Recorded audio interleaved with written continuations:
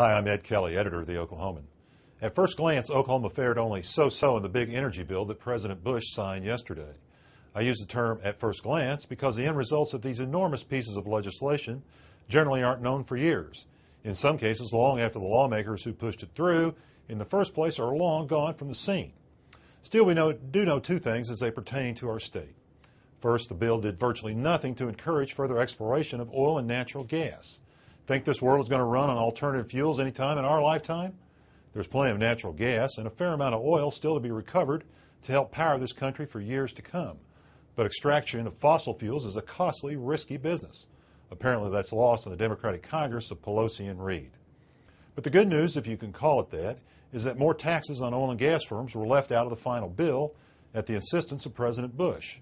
Producers should be thankful for that. Think Hillary or Obama, if they're elected president, would be so inclined?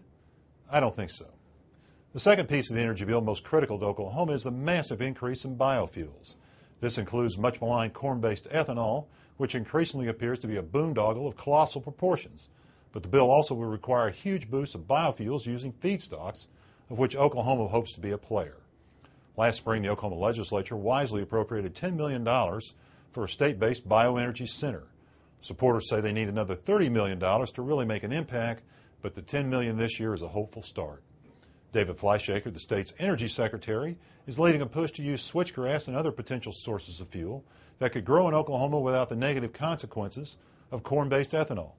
One of the big players in this effort is the Noble Foundation in Ardmore, one of the true centers of excellence in Oklahoma.